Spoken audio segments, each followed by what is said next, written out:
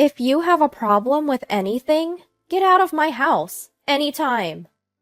Right now, I'm being verbally abused by my sister-in-law in my own house, a house that's in my name. I gave her every chance in the world, and she just trampled all over my kindness. I won't show mercy to such a person any longer. I'll make her pay for her actions and make her regret everything she's done. My name is Emma, a 29-year-old housewife. I had been living happily with my husband John, whom I married 2 years ago. My father-in-law passed away before we got married, and 6 months ago, my mother-in-law slipped on the stairs of her apartment and broke her leg. The injury left her with a lingering numbness, and it became difficult for her to continue living as she used to. Given these circumstances, she started living with John and me. The house we live in was passed down to me by my father. My dad loves to travel, and he even bought a motorhome. He left the house he'd been living in to me and started a life in his motorhome with my mother. I decided to take advantage of my father's kindness and began living in the house he'd given me.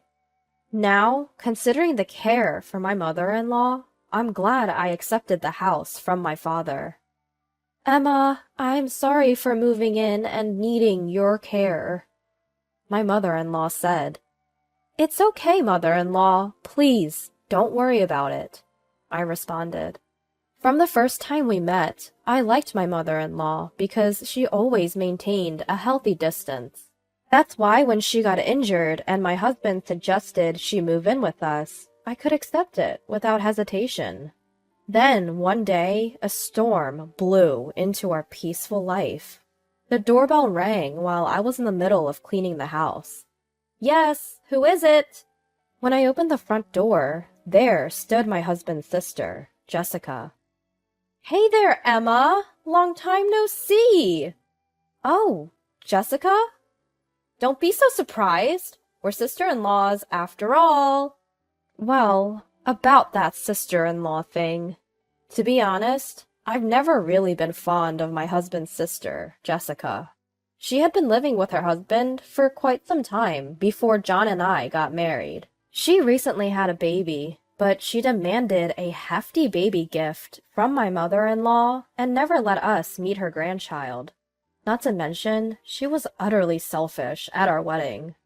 This food is awful. Totally killed my mood. She had no problem loudly complaining about everything. When my mother-in-law got injured, she dumped everything onto John, saying, "You're the older brother, aren't you? You should take care of this." She didn't even come to check on my mother-in-law. And of course, she was just as disrespectful to me, saying things like, "So, you're Emma, huh? You're kind of plain." The first time we met. I can never forget the shock of that day. Jessica always has something unnecessary to say, and that's why I never had a good impression of her. When she showed up unannounced that day, I had a bad feeling about it. "Jessica, what brought you here?" I asked. In response to my question, my sister-in-law Jessica shrugged her shoulders rather exaggeratedly. "Well, you see, I'm a little strapped for cash right now. Could you lend me $1,000? No, make that $2,000? What? $2,000? That's too much. I hurriedly retorted, but Jessica showed no sign of backing down.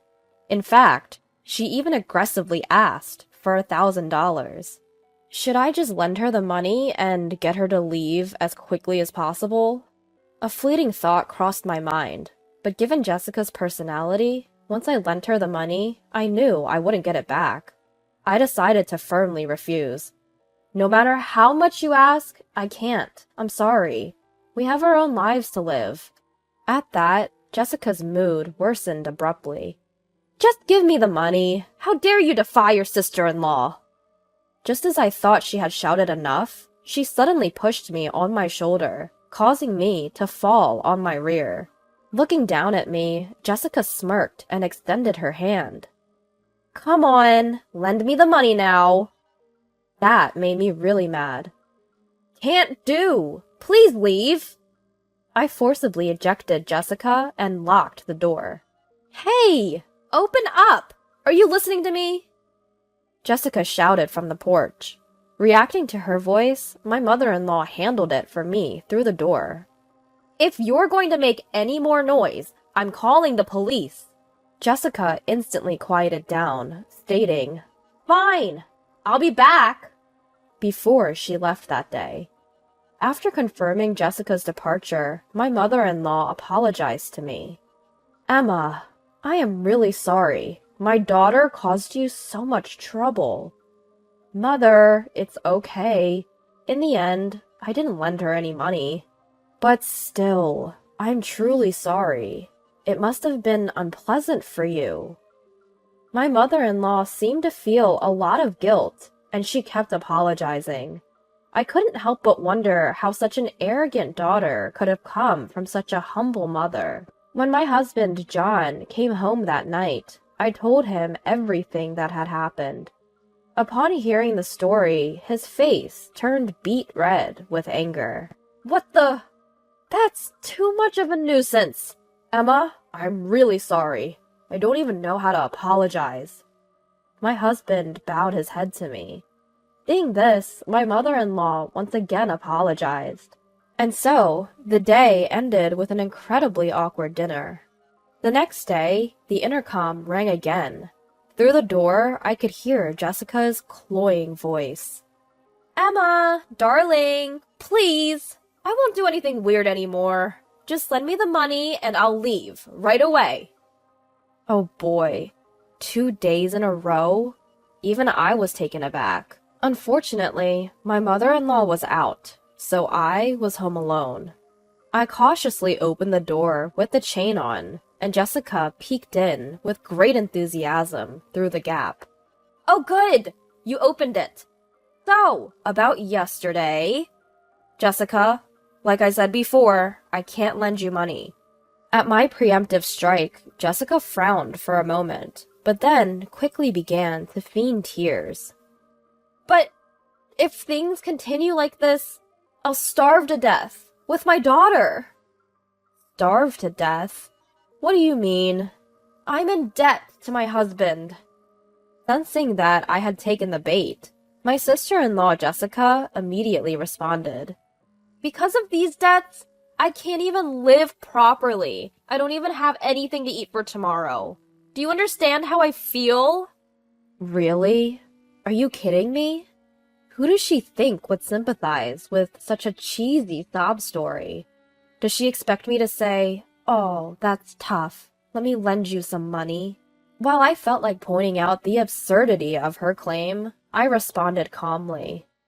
I understand you're going through a hard time, but we have our own lives to live. I'm sorry. Upon hearing this, Jessica instantly stopped her sobbing act, and her face twisted into an angry scowl. What? You're just gonna abandon me in my time of need? Seeing this conversation was going nowhere, I quietly closed the door. Jessica was still ranting and raving at the front door. After a while, my mother-in-law returned from her day service. You! Are you causing trouble again? I told you I'd call the police, didn't I? At my mother-in-law's stern words, Jessica hastily made her exit. Emma, I'm sorry you had to deal with all this while I was away. My mother-in-law apologized, looking sorry. I cheerfully replied, Oh, don't worry about it. I kept that chain on the door today. Plus, you returned just in time, so that was a relief. That night, the three of us, my husband John included, were all talking about Jessica. Next time she comes, you don't have to answer. She'll only take advantage if we keep dealing with her. Upon hearing my husband's words, I decided to ignore Jessica from then on. A few days later, after a period of silence, Jessica returned to our house. Ignoring the incessantly ringing doorbell, I suddenly heard a loud, "Ah!" from afar. It clearly wasn't Jessica's voice. Was that a baby crying? Both my mother-in-law and I exchanged glances. Cautiously opening the door, we saw Jessica holding her daughter. Wait, Jessica, what's happening? Yeah, what's the big idea bringing a child here all of a sudden? My mother-in-law and I were in complete panic. Ignoring our shock, Jessica began to explain. So, here's the thing. I just got divorced from my husband. I have nowhere else to go, so I thought I'd stay at your house for a while. Wait, you're planning to stay here? My mother-in-law and I were left speechless. Living with such a nuisance is not a joke. However, we couldn't abandon a crying baby right in front of us. My mother-in-law felt the same, and understandably so, as this was her long-awaited first grandchild. Hey, it's okay, right? I can do household chores and help care for Mom.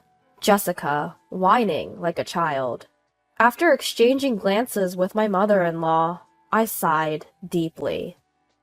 Fine, if it's just for a few days. And so, we ended up taking in Jessica and her child. So, I'll be intruding from now on. Saying that, Jessica strode into the house.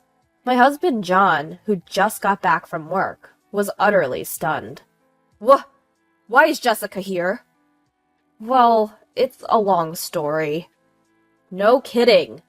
Even my husband, who was furious, seemed completely defeated by the little baby. When you calm down, can you please find a job and look for a house? After saying that to his sister, he left the room. But there was no way that Jessica would help around the house. She only spent her days lounging around, watching TV. Furthermore, she dumped the responsibility of taking care of her child onto me and my mother-in-law, living completely as a NEET.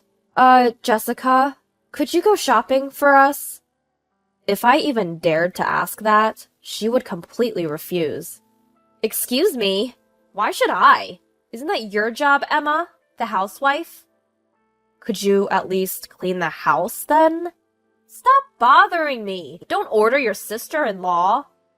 This was how our exchanges always went. My mother-in-law and husband had tried to reprimand her several times, but she showed no signs of remorse. Moreover, she used her own daughter as leverage, saying, "Do you want to drive me and my daughter out? Are you okay with us starving?" I, reaching the end of my patience, vented my frustrations about Jessica.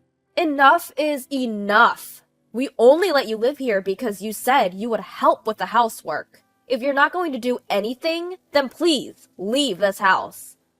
Jessica looked surprised for a moment, but then sneered. Excuse me? Aren't you the one living here off my brother's income? As a mere housewife, living off my brother's hard-earned money. How dare you tell me to leave? If you have a problem, why don't you be the one to leave this house? She doesn't get it. This house was a precious gift that I received from my father. If I back down now, it'll be exactly what she wants. I have to fight back. This house was passed down to me from my father, meaning it's under my name, Jessica. You have no right to tell me anything. So what? Jessica looked down on me and said, You're going to drive out a mother with a 10-month-old child? If you can, do it, you heartless woman! At that moment, the emotions I had been suppressing exploded. I've reached my limit. I'll make her regret ever looking down on me. I turned to face Jessica. Fine, I'll leave. Do whatever you want. What? Everyone in the room was taken aback. Jessica then started to smirk. Oh, really? Sorry about that. Well, a mother raising a child is more important than just a housewife like you. With a mocking tone, Jessica took her daughter and left the room. Hey, Emma, what was that all about? My husband, John, and my mother-in-law were shocked. To them, I revealed a plan I had been concocting. 2 weeks later, the day to execute the plan had come. "Jessica, I'm leaving." Without taking her eyes off her phone, Jessica just shooed me away. Yeah, goodbye. Don't come back, okay?" Then John and my mother-in-law came in. "We're leaving too." "Huh?" Jessica was caught off guard by John's statement. Wait, what does that mean? I thought only Emma was leaving." "There's no way that's true. Both your mother and I are on Emma's side. We're cutting ties with such an unreasonable sister like you." "What? How dare you?" My mother-in-law also counters my husband. "It seems like we made a mistake raising you. We sincerely apologize to Emma. We don't think of you as our daughter anymore. From now on, do as you please." "Wait! Just hold on a sec.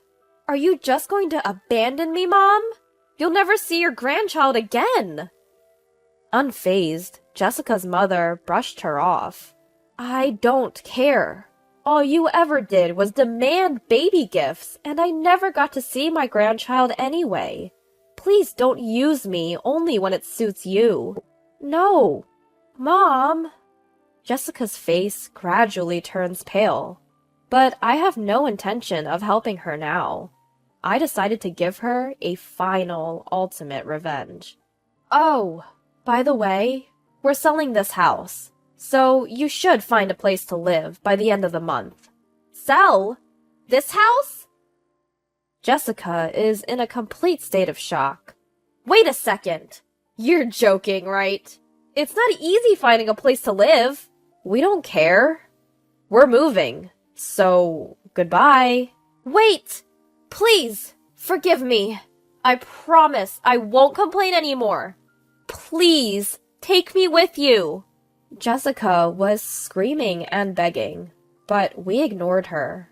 We took only the essential belongings, and John, his mother, and I moved to our new home. Jessica, left without a place to go, ended up living at her ex-husband's house. His debts are still accumulating, and now Jessica has no choice but to work part-time. If she had behaved decently in our house, none of this would have happened. Truly, she reaped what she sowed. However, there is a part of me that is grateful. Thanks to this, we were able to move to a wheelchair-accessible apartment. John's mother can now move around much more without any help. The security is also well established, so even if Jessica comes to visit in the future, we won't be bothered as we were before. John and his mother still feel guilty, but since we gave Jessica a taste of her own medicine, I'm not too bothered. Just being able to live happily with John and his mother is enough to make me feel blessed. From now on, I want to take care of those who care for me. I sincerely hope that the house we inherited from my father goes to someone wonderful.